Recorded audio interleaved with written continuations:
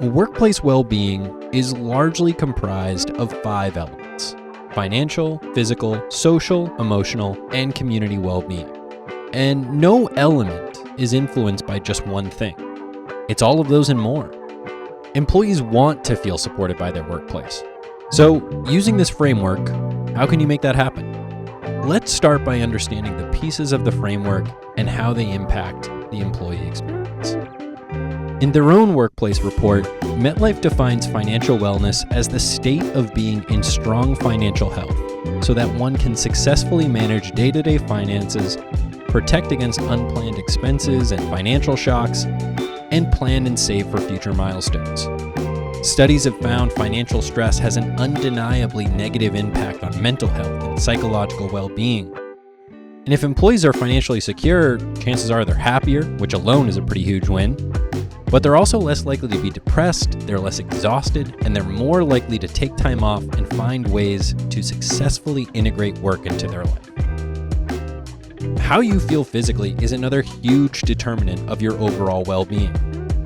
If an employee is exhausted, injured, managing a chronic condition, or facing a major health issue, that is going to impact their ability to focus, manage stress, and even show up at work, sometimes literally.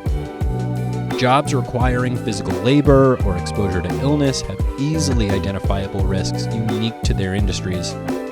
But easy to overlook details like lighting, seating, wheelchair accessibility, temperature, and ventilation in those workplaces, and the traditionally less dangerous office jobs, substantially set workplaces that value physical well-being apart from those that don't.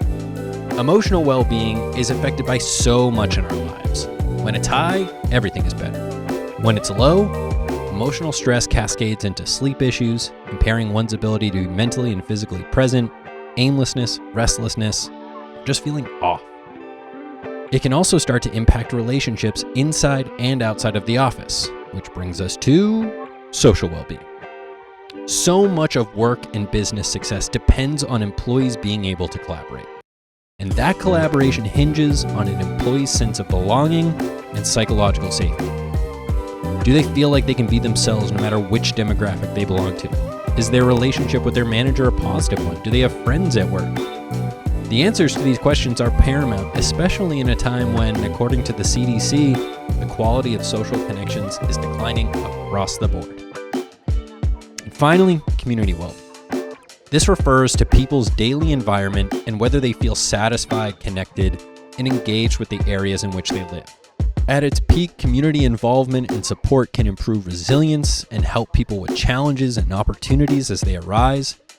With low community well-being comes loneliness and disconnection. Employees don't feel like they belong. They might even feel unsafe. Again, these feelings lead to negative outcomes like a lack of focus and absenteeism that set off a chain reaction that impact the experiences of themselves and their coworkers.